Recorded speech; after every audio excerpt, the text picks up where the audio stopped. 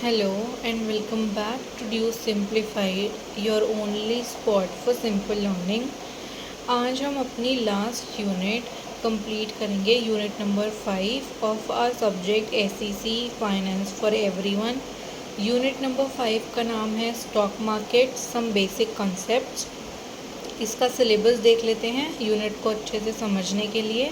सबसे पहले यहाँ पर स्टॉक मार्केट्स के लिए जो टर्म्स यूज़ करी गई हैं उनके बारे में पढ़ेंगे, जैसे सेंसेक्स, निफ्टी, प्राइमरी और secondary markets, initial public offering, FPO, OFS, block deal, equity shares, preference shares, debentures, bonus shares, stock split, dividend, buyback. ऐसे ही हम और पढ़ेंगे demat, trading account, DI slips, blue chips, defensive stocks, face and market value, market capitalisation, pre opening session, trading session, opening and closing price, business days.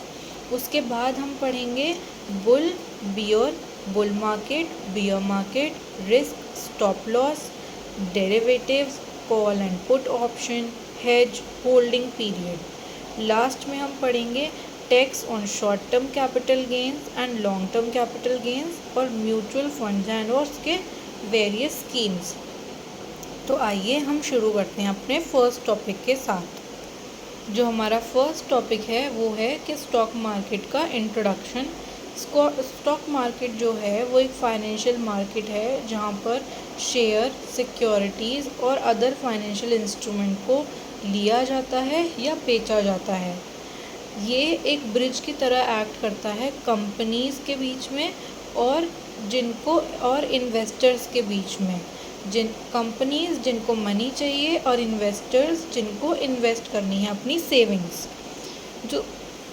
जो stock market है वो कुछ following functions perform करता है, जैसे ये mobilise करता है सेविंग्स को पब्लिक से, प्रोवाइड करता है हमें कैपिटल कंपनीज़ को, और यहाँ पर ये हमें इन्वेस्टमेंट अपॉर्चुनिटीज़ भी क्रिएट करते हैं, इकोनॉमिक डेवलपमेंट में हेल्प करते हैं, लिक्विडिटी प्रोवाइड करते हैं हमारे इन्वेस्टर्स को। इंडिया के अंदर स्टॉक ट्रेडिंग मेनली जो है वो बॉम्बे स्टॉक एक्सचेंज के थ्रू होता है, जिसको हम बोलते हैं BSE,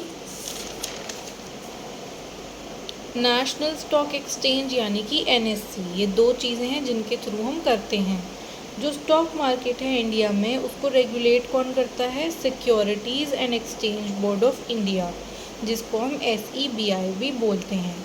SEBI प्रोटेक्ट करता है इन्वेस्टर इंटरेस्ट और रेगुलेट करता है फंक्शनिंग जो भी हमारा स्टॉक एक्सचेंज होता है उसको।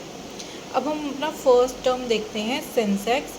सेंसेक्स क्या होता है? सेंसेक्स की फुल फॉर्म होती है सेंसिटिव इंडेक्स। सेंसेक्स जो है वो एक बेंचमार्क है स्टॉक मार्केट के इंडेक्स में BSE को लेकर कंसिडर कर ये एक मेजर हमें प्रोवाइड मेजर करता है कि कितना परफॉर्मेंस हो रहा है ऑफ द 30 फाइनेंशियली स्ट्रॉन्ग और एक्टिव ट्रेडिंग कंपनीज, जिसको बॉम्बे स्टॉक एक्सचेंज ने BSE ने लिस्ट किया है अपनी कैटेगरी में। फीचर्स क्या होते हैं सेंसेक्स के? इसको 1986 में इंट्रोड्यूस किया गया था। ये डिफरेंट सेक्टर हमारे इकोनॉमी के रिप्रेजेंट करता है, रिफ्लेक्ट करता है मार्केट के सेंटिमेंट को। यहाँ पर free float market capitalization method को यूज़ किया जाता है कैलकुलेशन के लिए। इम्पोर्टेंस क्या है? राइज और फॉल दिखाता है स्टॉक मार्केट के अंदर। इकोनॉमिक इंडिकेटर की तरह इसको यूज़ किया जाता है। इन्वेस्टर्स एनालाइज करने, जो भी मार्केट ट्रेंड को एनालाइज करने में इन्वेस्टर्स को हेल्प करता है। फॉर एग्जांपल, अगर सेंसेक्स राइज हो गया है 70,000 से 71,000 पॉइंट्स तक, तो इसका मतलब है कि जो ओवरऑल इंक्रीज़ हुआ है शेयर प्राइजेस में वो बहुत ज़्यादा है, मतलब मेजर कंपनीज़ में ये इंक्रीज़ हुआ है, मेजर कंपनीज़ में देखा गया है। सेकेंड टर्म आता है निफ्टी, जिसकी फुल फॉर्म होती है नेशनल स्टॉक एक्सचेंज 50। इसका मतलब क्या है कि ये एक बेंचमार्क इंडेक्स होता है जो कि NSE ने निकाला हुआ है, जिसके अंदर 50 मेजर कंपनीज़ डिफरेंट सेक्टर्स से ली गई हैं। इसके फीचर्स क्या होते हैं? कि यहाँ पर इंडियन इकोनॉमी की जो परफॉर्मेंस है उसको हम रिप्रेजेंट करते हैं। सेक्टर्स को कवर करते हैं जैसे banking, IT, automobiles, energy, etc, ऐसे सेक्टर्स को हम इन्वॉल्व करते हैं। उसके बाद कैलकुलेट किया जाता है फ्री फ्लोट मार्केट कैपिटलाइजेशन के थ्रू। इम्पोर्टेंस क्या होती है कि ये इन्वेस्टर्स को समझने में हेल्प करता है कि मार्केट के डायरेक्शन क्या है।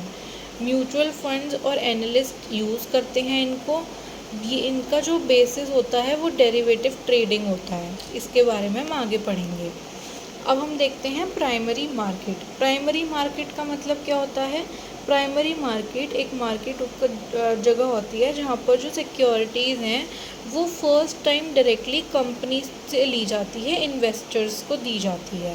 फीचर्स क्या होते हैं? न्यू सिक्योरिटीज़ क्रिएट की जाती हैं, कंपनीज़ जो हैं वो फंड्स डायरेक्टली रिसीव करती हैं और कंपनीज़ अपना कैपिटल रेज करने के लिए ऐसी चीज़ों को यूज़ करती है, यानी कि उनको हेल्प मिलती है।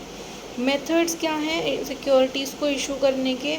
आईपीओ, एफपीओ, राइट्स इशू और प्राइवेट प्लेसमेंट, ये सारे कुछ मेथड्स हैं। इम्पॉर्टेंस क्या होती है कि ये हमें लॉन्ग टर्म फाइनेंस प्रोवाइड करता है, इनकरेज करता है इंडस्ट्रियल ग्रोथ को। उसके बाद नेक्स्ट है सेकेंडरी मार्केट। सेकेंडरी मार्केट का मतलब क्या होता है? सेकेंडरी मार्केट एक मार्केट है जहाँ पर जो भी हमारे ऑलरेडी इशूड सिक्योरिटीज़ हैं उनको लिया जाता है या फिर बेचा जाता है इन्वेस्टर्स के आपस में। फीचर्स क्या हैं? कंपनी यहाँ पर मनी रिसीव नहीं करती है, इन्वेस्टर्स ट्रेड करते हैं सिक्योरिटीज़ को आपस में ही। लिक्विडिटी भी हमें यहाँ पर प्रोवाइड करते हैं। इम्पोर्टेंस क्या है? इन्वेस्टर्स जो हैं वो बहुत इजीली अपने शेयर्स को यहाँ पे सेल करते हैं। ये हमें हेल्प करता है ये डिटरमाइन करने में कि मार्केट प्राइस क्या है सिक्योरिटीज़ का। फॉर एग्ज़ाम्पल जैसे हम शेयर्स खरीदते हैं एनएससी या फिर बीएससी के थ्रू और जब हमारा आईपीओ की लिस्टिंग हो जाती है। आगे देखते हैं इनिशियल पब्लिक ऑफरिंग, जिसको हम बोलते हैं आईपीओ। आईपीओ की फुल फॉर्म है इनिशियल पब्लिक ऑफरिंग। मीनिंग क्या होता है? आईपीओ एक प्रोसेस है जिसके थ्रू प्राइवेट कंपनी ऑफ़र करता है अपने शेयर को पब्लिक के लिए फर्स्ट टाइम और बन जाता है एक पब्लिक कंपनी।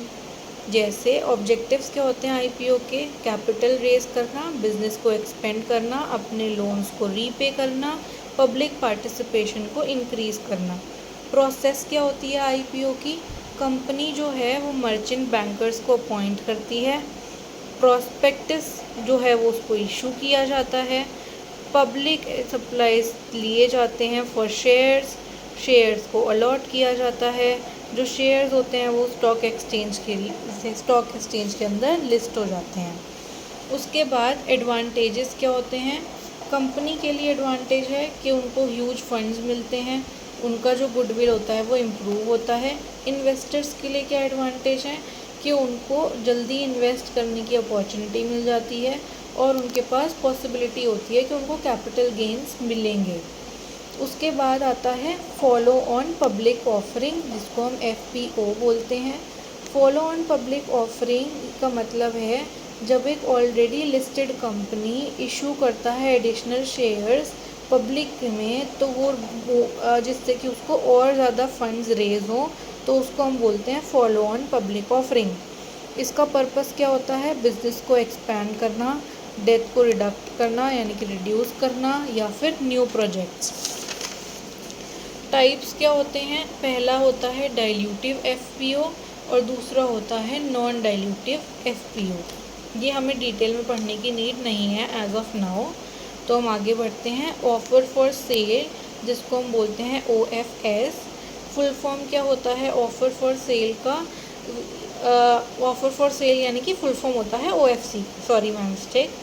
मीनिंग क्या होता है? ये एक मेथड है जहाँ पर प्रमोटर्स जो होते हैं लिस्ट किए जाते हैं कंपनी के, वो सेल करते हैं अपने शेयर पब्लिक को through the stock exchange platform.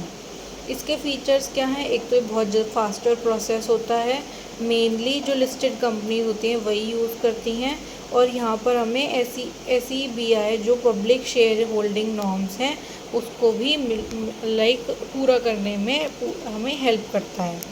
उसके बाद आता है ब्लॉक डील।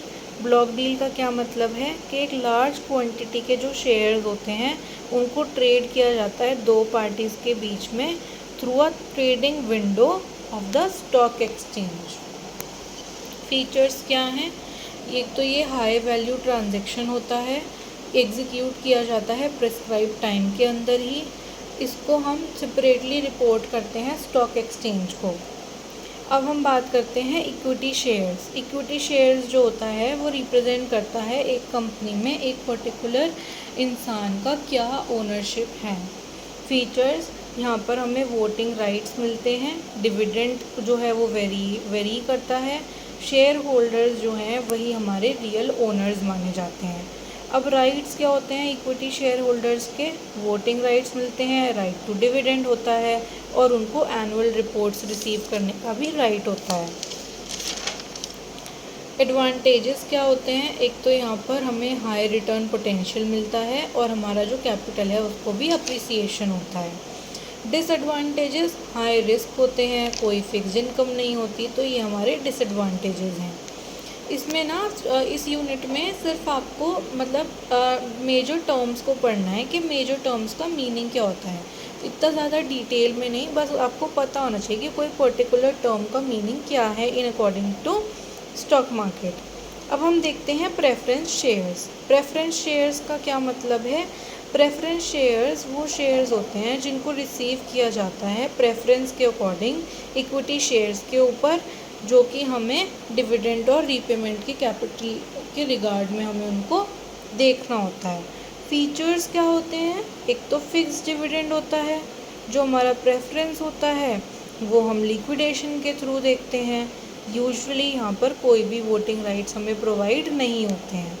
टाइप्स इसके 3 होते हैं।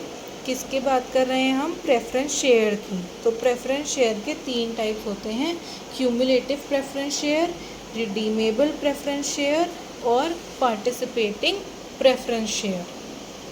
तो यहाँ पर 3 टाइप्स के शेयर होते हैं। उसके बाद हम बात करते हैं डिबेंचर्स की। डिबेंचर्स का क्या मतलब है? जब हम लॉन्ग टर्म डेट इंस्ट्रूमेंट्स को इशू करते हैं एक कंपनी से बोरो लेने के लिए मनी फ्रॉम द पब्लिक, यानी कि एक कंपनी जब बोरो करती है बहुत बड़ा टर्म डेट तो पब्लिक से, तो उसको हम बोलते हैं डिबेंचर्स। इसका फीचर क्या होता है? यहाँ पर फिक्स्ड इंटरेस्ट पेमेंट होता है। डिबेंचर होल्डर्स जो होते हैं उनको हम क्रेडिटर्स बोलते हैं और कोई भी उनके पास ओनरशिप राइट नहीं होता। टाइप्स क्या होते हैं? एक तो होता है सिक्योर्ड डिबेंचर, एक होता है अनसिक्योर्ड डिबेंचर और एक होता है कन्वर्टिबल डिबेंचर। एडवांटेजेस क्या होते हैं? फिक्स्ड इनकम होती है, लो रिस्क होता है एज़ कम्पेयर टू शेयर्स। उसके बाद हम बात करते हैं बोनस शेयर की। बोनस शेयर का मतलब क्या होता है? बोनस शेयर एडिशनल शेयर होते हैं जो कि हमें दिए जाते हैं फ्री ऑफ कॉस्ट हमारे एग्जिस्टिंग शेयर होल्डर्स से, शेयर होल्डर्स को फ्रॉम द कंपनी रिजर्व्स। उसके बाद फीचर्स क्या होते हैं? पेमेंट जो है यहाँ पर रिक्वायरमेंट नहीं होती है। इंक्रीज़ जो होता है वो हो जाता है शेयर हेल्ड में, जितने भी हमारे पास नंबर ऑफ़ शेयर्स हैं उसमें हमारा इंक्रीज़ हो जाता है। ये हमारा शेयर होल्डर ओनरशिप की परसेंटेज को रिड्यूस नहीं करता। ऑब्जेक्टिव क्या होता है? एक तो हमें शेयर होल्डर्स रिवॉर्ड मिलता है और हमारी जो लिक्विडिटी होती है वो इंक्रीज़ हो जाती है। उसके बाद बात करते हैं स्टॉक स्प्लिट की।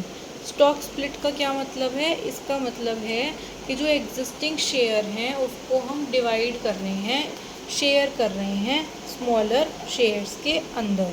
फॉर एग्ज़ाम्पल, अगर एक शेयर 10 रुपये की फेस वैल्यू है तो उसको हम कन्वर्ट कर देंगे into 2 shares of 5 rupees each.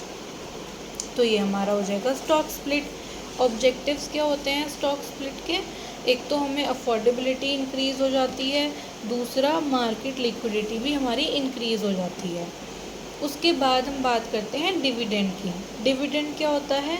Dividend एक पार्ट होता है कंपनी के प्रॉफिट का, जिसको शेयर होल्डर्स के बीच में डिस्ट्रीब्यूट किया जाता है। अब टाइप्स ऑफ डिविडेंड होते हैं हमारे पास दो, एक होता है इंटरिम डिविडेंड और एक होता है फाइनल डिविडेंड। इंटरिम डिविडेंड का मतलब क्या है कि इसको डिक्लेयर कर दिया जाता है एनुअल अकाउंट्स के फाइनलाइज होने से पहले ही। और फाइनल डिविडेंड क्या होता है, ये होता है हमारा एनुअल प्रॉफिट डिक्लेयर होने के बाद, इसको हम बताते हैं। इम्पोर्टेंस क्या होती है कि एक तो देखो ये रेगुलर इनकम हमें प्रोवाइड करता है और कंपनी में कितना प्रॉफिट हो रहा है एनुअली वो भी हमें इससे पता चल जाता है। बायबैक ऑफ शेयर्स, अब बायबैक ऑफ शेयर का मतलब क्या होता है कि जो कंपनी के शेयर्स का रीपरचेज हो जाना कंपनी के द्वारा ही, यानी कि जो उन्होंने पहले बेचे थे शेयर्स अब उन्होंने वापस वही खरीद लिए, तो वो उनका बायबैक हो जाता है। ऑब्जेक्टिव्स क्या होते हैं, जो अर्निंग होती है पर शेयर पे वो इंक्रीज़ हो जाती है, शेयर का जो प्राइस होता है वो इम्प्रूव हो जाता है और एक्सेस कैश जो होता है वो रिड्यूस हो जाता है। एडवांटेजेस के बारे में बात कर लेते हैं। एडवांटेजेस इसमें ये होते हैं कि जो शेयर होल्डर के बेनिफिट होते हैं वो मिल जाते हैं, इन्वेस्टर का जो कॉन्फिडेंस होता है वो भी हमारा इम्प्रूव हो जाता है। अब हम बात करते हैं डीमैट अकाउंट के बारे में। डीमैट अकाउंट की फुल फॉर्म क्या होती है, डीमटेरियलाइज्ड अकाउंट। डीमटेरियलाइज्ड अकाउंट का मतलब है एक ऐसा अकाउंट जिसको सिक्योरिटीज़ होल्ड करने के लिए यूज़ किया जाता है इन इलेक्ट्रॉनिक फॉर्म। इसके फीचर क्या होते हैं, एक तो ये फिज़िकल सर्टिफिकेट्स को एलिमिनेट कर देता है, उनके यूज़ को बंद कर देता है, सेफ़ और कन्वीनियंट मेथड माना जाता है और स्टॉक मार्केट इन्वेस्टमेंट के लिए नेसेसरी है। अब इसके बेनिफिट्स क्या होते हैं, एक तो बहुत क्विक ट्रांसफ़र हो जाता है, जल्दी से हो जाता है और थेफ्ट या फिर लॉस रिस्क भी यहाँ पर हमें रिड्यूस हो जाते हैं। उसके बाद आता है ट्रेडिंग अकाउंट। ट्रेडिंग अकाउंट का क्या मतलब है, एक ट्रेडिंग अकाउंट यूज़ किया जाता है खरीदने के लिए या बेचने के लिए सिक्योरिटीज़ को स्टॉक एक्सचेंज के थ्रू। फंक्शन क्या होता है, एक तो यहाँ पर हमें जगह खरीदना या बेचना ऑर्डर्स, ये इसका फंक्शन होता है। ये डीमैट या फिर बैंक अकाउंट से लिंक्ड होते हैं। अब हम बात करते हैं डिलीवरी इंस्ट्रक्शन स्लिप के बारे में, जिसको हम डीआई स्लिप भी बोलते हैं। एक डीआई स्लिप जो है एक डॉक्यूमेंट होता है जिससे हम ट्रांसफ़र करते हैं शेयर्स एक डीमैट अकाउंट से दूसरे तक। इम्पोर्टेंस क्या होती है, ये एक चेक लीफ की तरह वर्क करता है डीमैट अकाउंट के अंदर।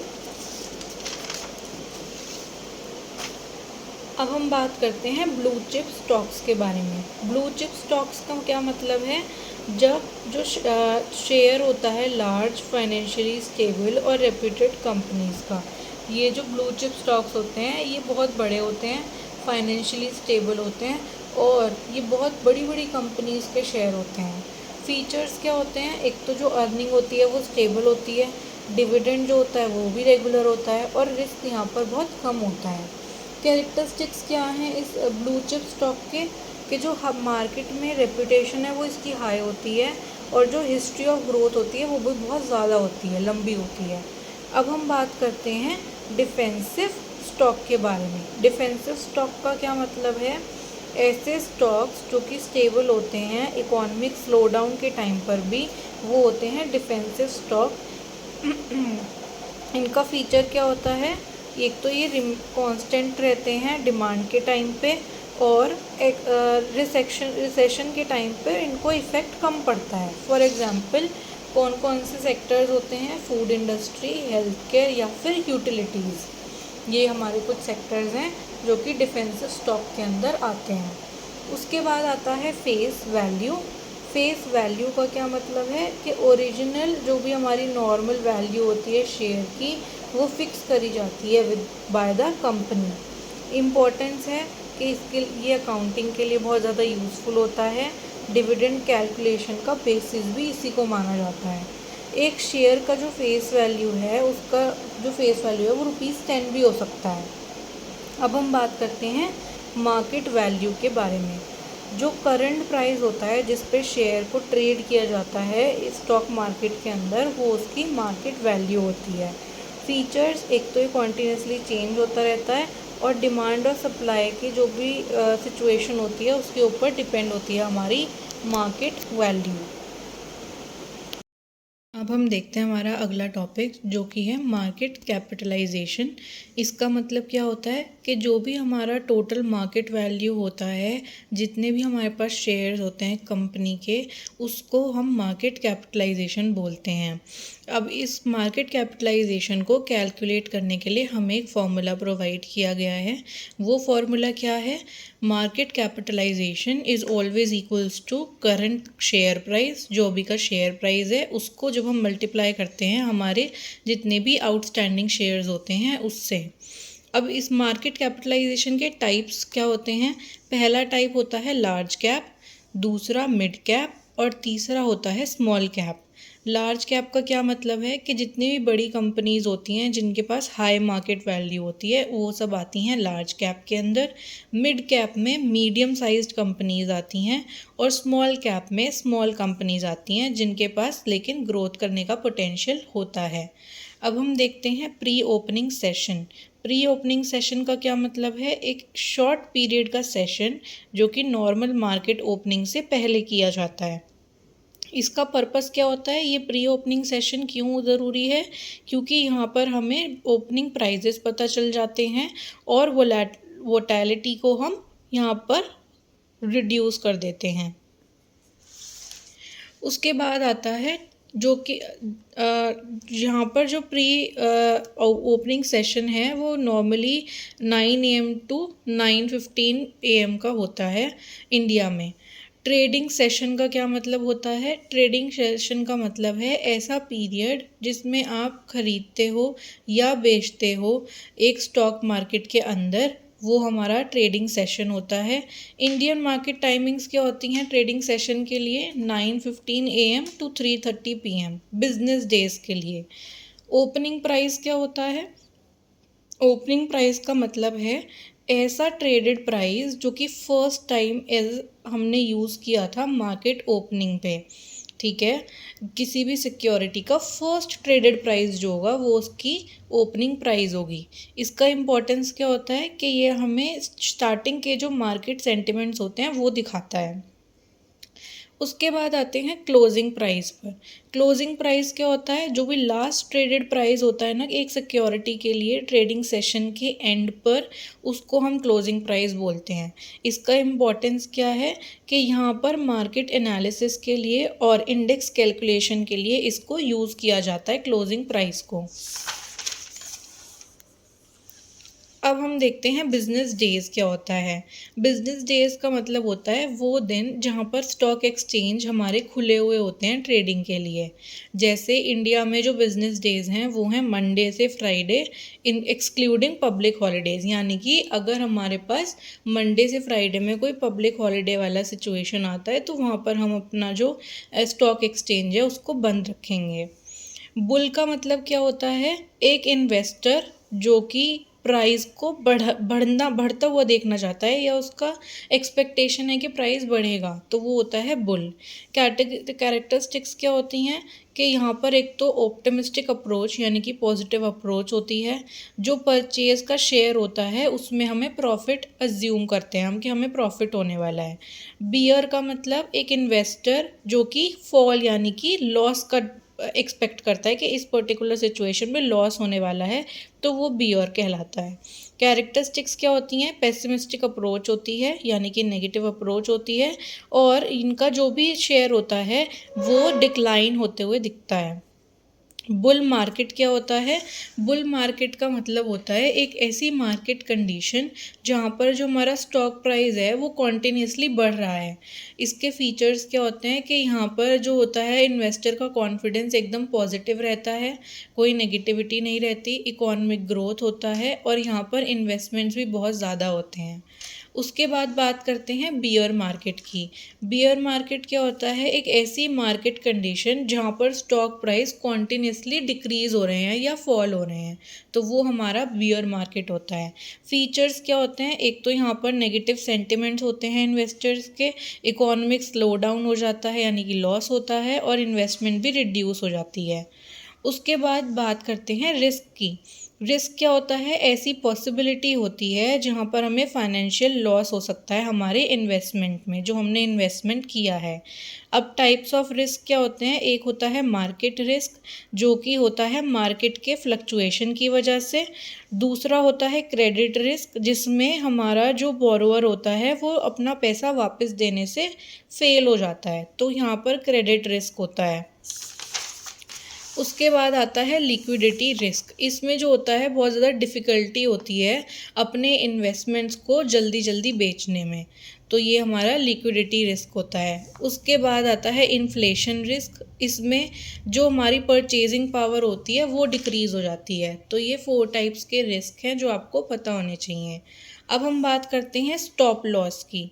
स्टॉप लॉस क्या होता है? इसका मतलब है एक ऑर्डर जो कि प्लेस किया जाता है हमारे लॉसेस को लिमिट करने के लिए ट्रेडिंग में, वो होता है स्टॉप लॉस। इसका एग्जाम्पल है कि अगर एक इन्वेस्टर ने शेयर को ख़रीदा है फॉर ₹500 और उसने सेट कर दिया है अपना स्टॉप लॉस के ₹450 तक ही मैं अवेल कर सकता हूँ या फिर ले सकता हूँ लॉस। तो जो शेयर है वो ऑटोमेटिकली सेल हो जाएगा अगर प्राइस उसका 450 से नीचे जाता है। ठीक है, वो ऑटोमेटिकली वहाँ पे सेट हो जाएगी वो सिचुएशन। इम्पॉर्टेंस क्या होती है कि यहाँ पे जो हमारे लॉस होते हैं वो कंट्रोल हो जाते हैं, क्योंकि अगर हम ऐसा नहीं करेंगे तो 450 से लेस होते होते भी फिर हमें लास्ट में जाके जब हम देखेंगे तो काफ़ी ज़्यादा लॉस हो सकता है। तो अगर हमने सेट कर दिया है 450, तो अगर 450 से नीचे जाने के चांसेस होंगे तो वो ऑटोमेटिकली सेल हो जाएगा। अब हम और ये यहाँ पर हमारे कैपिटल को भी प्रोटेक्ट करता है। अब हम बात करते हैं डेरिवेटिव्स की। डेरिवेटिव्स का क्या मतलब है? फाइनेंशियल कॉन्ट्रैक्ट होता है जिसमें हमारा वैल्यू जो है वो डिपेंड करता है किसी और एसेट पे, जिसको हम अंडरलाइंग एसेट भी बोलते हैं। ठीक है, अब अंडरलाइंग एसेट्स में क्या क्या चीज़ें आती हैं? शेयर्स आते हैं, कमोडिटीज़ आती हैं, करेंसी आती है या फिर इंडाइसेस आती हैं। उसके बाद देखते हैं कि इसमें टाइप्स कौन कौन से होते हैं डेरिवेटिव्स में। एक तो फ्यूचर्स होते हैं, ऑप्शंस, स्वैप्स, फॉरवर्ड्स। ये हमारे पास कुछ टाइप्स ऑफ डेरिवेटिव्स होते हैं। उसके बाद आता है कि इन डेरिवेटिव्स का यूज़ क्या होता है? हेजिंग होता है, स्पेक्यूलेशन होता है या फिर रिस्क मैनेजमेंट। ये हम आगे अच्छे से पढ़ेंगे कि इन वर्ड्स का मतलब क्या होता है। Call option. कॉल ऑप्शन का क्या मतलब है? जब एक कॉन्ट्रैक्ट दिया जाता है बायर को, जो कि एक कॉन्ट्रैक्ट हमें दे मतलब एक बायर को राइट देता है ये कि यहाँ पर लेकिन ऑब्लिगेशन नहीं होता, यानी कि कंपलसरी नहीं होता, लेकिन वहाँ पर राइट मिल जाता है कि वो बाय कर सकता है एक एसेट को उसके प्री डिटरमाइंड प्राइस पे एक स्पेसिफिक टाइम के बीच में। यानी कि अगर आपने सेट कर दिया है कि मैं इसी पहले कोई मीटिंग हुई और वहाँ पे आपने सेट कर दिया कि मुझे सिर्फ इतने ही प्राइस पे ये एसेट अपना ख़रीदना है, तो आप अगर कुछ स्पेसिफिक टाइम सेट कर देते हो कि इसके बीच में आके मैं ले लूँगा, तो अगर उस टाइम पर भी आपका जो प्राइस है वो इंक्रीज़ या डिक्रीज़ होता है, तो उससे आपका जो जो अपने प्री डिटरमाइंड है वो चेंज नहीं होगा, आपको उसी प्राइस पर वो ख़रीदना पड़ेगा। कब यूज़ करते हैं? जब इन्वेस्टर्स को पता चलता है कि प्राइस इंक्रीज़ होने वाला है, तो वो पहले से कॉल ऑप्शन यूज़ कर लेते हैं और अपने प्रॉफिट के लिए उस पर्टिकुलर टाइम के लिए वहाँ पर अपना प्राइस प्री डिटरमाइन कर देते हैं। उसके बाद आता है पुट ऑप्शन। ये कॉन्ट्रैक्ट होता है जहाँ पे बायर को राइट मिलता है, ऑब्लिगेशन नहीं होता अगेन, कि वो अपना जो एसेट है वो सेल कर सकता है पहले से डिसाइडेड प्राइस में एक स्पेसिफिक टाइम के लिए। यानी कि यहाँ पर हमारे पास राइट होता है कि हम खरीद सकते हैं एक प्री डिटरमाइंड प्राइस पर, और पुट ऑप्शन पे हमारे पास ऑप्शन होता है कि हम अपना जो भी एसेट है उसको बेच सकते हैं एक प्री डिटरमाइंड प्राइस पर।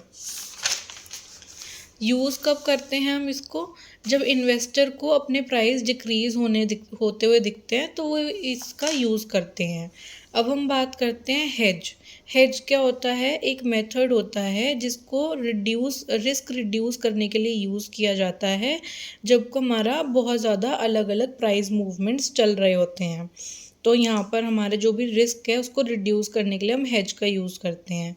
जैसे डेरिवेटिव्स का यूज़ करते हैं हम लॉसेस के अगेंस्ट, ऐसे ही हेज का यूज़ करते हैं। इसकी इम्पोर्टेंस क्या होती है कि यहाँ पर अनसर्टेनिटी को रिड्यूस किया जाता है, यानी कि कोई भी एकदम से इमीडिएट चेंज आएगा तो उसको हम रिड्यूस कर सकते हैं, लॉस होने से बच सकते हैं।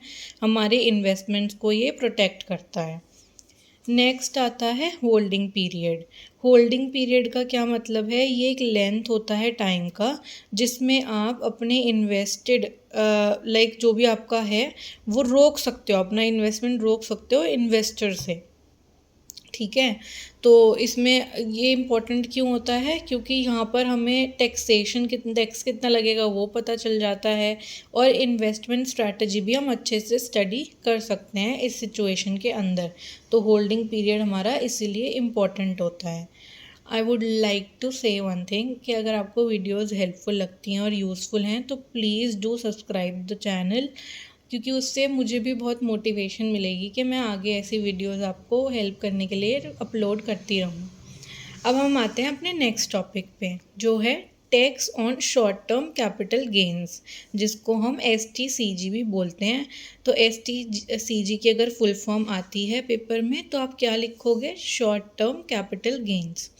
इसका मतलब क्या होता है, जब हमें प्रॉफिट अर्न होता है किसी भी सिक्योरिटी के सेल पर एक बहुत ही छोटे टाइम पे, बहुत ही शॉर्ट ड्यूरेशन में, तो वो हमारा शॉर्ट टर्म कैपिटल गेन होता है। इक्विटी शेयर्स, इसका क्या मतलब है कि अगर हमने 12 महीने के अंदर जो हमारा शेयर है उसको बेचा है और उससे हमें again are treated as STCG, अगर हमारा जो भी हमने बेचा है वो 12 महीने के अंदर अंदर हमें प्रॉफिट मिलता है उससे, तो वो हमारा क्या होता है, STCG के अंडर आ जाता है। टैक्सेशन, यहाँ पर जो भी टैक्स होता है वो प्रिवेलिंग इनकम टैक्स रूल्स के अकॉर्डिंग ही लगाया जाता है, उसमें कोई चेंजेस नहीं आते हैं। जो भी करंट में चल रहा होगा टैक्स रूल उसी के अकॉर्डिंग आपके ऊपर टैक्स लगेगा। Tax on long term capital gains. अब लॉन्ग टर्म कैपिटल गेंस क्या होते हैं, इसका मतलब होता है जब आपका प्रॉफिट, जो भी आपने सेल करा है सिक्योरिटी, उसका जो भी प्रॉफिट है वो आपको एक बहुत लंबे होल्डिंग पीरियड के बाद मिलता है, तो वो आपका होता है LTCG। इक्विटी शेयर्स, जैसे अगर आपने जो भी आपने सेल किया है 12 महीने के अंदर, आपका जो भी आपको गेन होता है, या फिर 12 महीने के बाद, 12 महीने के अंदर होता है तो वो शॉर्ट टर्म कैपिटल गेन है, लेकिन अगर 12 महीने के बाद होता है तो वो हमारा लॉन्ग टर्म कैपिटल गेन के अंदर आ जाता है। इम्पॉर्टेंस क्या होती है कि यहाँ पर हमें लॉन्ग टर्म इन्वेस्टमेंट्स के लिए एनकरेजमेंट मिलता है बहुत ज़्यादा। अब हम बात करते हैं म्यूचुअल फंड्स की। म्यूचुअल फंड्स क्या होते हैं, म्यूचुअल फंड एक जो वो मनी को लेता है आपसे, बहुत सारे इन्वेस्टर से, और उसको इन्वेस्ट करता है सिक्योरिटीज़ के अंदर प्रोफेशनल फंड मैनेजर्स के थ्रू। यानी कि ये एक बहुत well developed, well managed system होता है जहाँ पर आप अपने मनी को इन्वेस्ट कर सकते हो एंड रिज़ल्ट भी आप बहुत अच्छे देख सकते हो, एक्सपेक्ट कर सकते हो। फीचर्स क्या होते हैं, एक तो यहाँ पर बहुत ही अच्छा प्रोफेशनल मैनेजमेंट होता है, डाइवर्सिफिकेशन होता है, यानी कि आपको इन्वेस्टमेंट में भी बहुत सारी डाइवर्सिटी देखने को मिलेगी। यहाँ पर जो इन्वेस्टमेंट होती है वो अफोर्डेबल होती है, और यहाँ पर लिक्विडिटी का फीचर भी आपको मिल जाएगा। अब इसमें पार्टीज़ कौन कौन सी इन्वॉल्व होती हैं, एक तो इन्वेस्टर्स होते हैं, फंड मैनेजर होता है, या फिर एसेट मैनेजमेंट कंपनी जिसको हम AMC बोलते हैं, वो भी इसमें इन्वॉल्व्ड रहते हैं। अब जो हमारा लास्ट टॉपिक है इस यूनिट का वो है कि कौन कौन see various schemes mutual funds हमें प्रोवाइड करता है। तो सबसे पहला जो हमें म्यूचुअल फंड एक प्रोवाइड करता है स्कीम, वो है इक्विटी म्यूचुअल फंड। यहाँ पर जो इन्वेस्टमेंट होती है वो शेयर्स में होती है, जो कि सिर्फ इन्वेस्टर के लिए बेनिफिशियल होते हैं और उसको हाई रिटर्न्स मिलने का चांसेस होता है, तो वो होते हैं इक्विटी म्यूचुअल फंड। सेकेंड आता है डेप्थ म्यूचुअल फंड्स। यहाँ पर जो इन्वेस्टमेंट होती है वो फिक्स्ड इनकम इंस्ट्रूमेंट्स को यूज़ करके होती है, जैसे बॉन्ड्स या फिर ट्रेजरी बिल्स। तो ये सब चीज़ों को यूज़ करके हम ये वाले फंड्स में इन्वेस्ट कर सकते हैं, जिसको हम बोलते हैं डेप्थ म्यूचुअल फंड्स। उसके बाद आता है हाइब्रिड फंड्स। हाइब्रिड फंड्स क्या होता है कि इसमें आप दोनों, जो हमने फर्स्ट और सेकंड कैटेगरी पढ़ी थी, उन दोनों में इन्वेस्ट कर सकते हो साइड बाय साइड, तो वो आपका हाइब्रिड फंड्स में आ जाता है। उसके बाद आता है इंडेक्स फंड्स। इंडेक्स फंड्स क्या होता है कि जहाँ पर जो ट्रेड स्टॉक मार्केट है वो इंडाइज करता है, जैसे निफ्टी या फिर सेंसेक्स में। फीचर्स क्या होते हैं कि यहाँ पर पैसिव मैनेजमेंट होता है और जो हमारी कॉस्ट होती है वो भी लोअर हो जाती है। अब हम बात करते हैं ELSS फंड्स के बारे में। इसकी फुल फॉर्म क्या होती है? Equity linked saving scheme. Equity linked saving scheme, ये फुल फॉर्म्स आपको पता होनी चाहिए। इसके फीचर्स क्या होते हैं? टैक्स बेनिफिट मिलता है हमें under the income tax act, और यहाँ पर जो लॉक इन पीरियड होता है वो भी 3 साल का होता है। उसके बाद लिक्विड फंड्स की बात करते हैं। लिक्विड फंड्स में क्या आता है? ये इन्वेस्टमेंट होती है शॉर्ट टर्म मनी की मार्केट इंस्ट्रूमेंट्स में, ठीक है। यहाँ पर हम इन्वेस्ट करते हैं in short term money market instruments, तो वो हमारा लिक्विड फंड्स आता है। इसके फीचर्स क्या होते हैं? एक तो हाई लिक्विडिटी होती है और हमारा रिस्क भी क्या होता है? कम हो जाता है, लो रहता है। अब हम देखते हैं कि एडवांटेजेस क्या होते हैं म्यूचुअल फंड्स के। देखो, सबसे पहले तो प्रोफेशनल मैनेजमेंट है, तो वो ही एक अल्टीमेट हमारा मेजर एडवांटेज है। डाइवर्सिफिकेशन होता है रिस्क का, और हमारा जो इन्वेस्टमेंट होता है वो भी बहुत अच्छा होता है, ईजी होता है। लिक्विडिटी भी अच्छी होती है, और यहाँ पर स्मॉल इन्वेस्टर्स के लिए ये बहुत ज़्यादा सुटेबल माना जाता है, अच्छा माना जाता है। तो ये हमारी 5th यूनिट भी कंप्लीट हो गई है। यहाँ पर 5th यूनिट में इतना ही आपको पढ़ना था, बेसिक टर्म्स। और यहाँ पर हमारा SEC के एग्ज़ाम के लिए पूरा सिलेबस कंप्लीट हो गया है इस यूनिट के साथ। तो अगर आपको कुछ भी डाउट्स हैं, कुछ भी पूछना है, तो you can comment down below. I will respond to you as soon as possible, and I am attaching my telegram channel link in the description. You can join the link for notes and for more helpful updates. तो Telegram channel ज़रूर याद से join कर लेना, and do like share and comment on this channel also.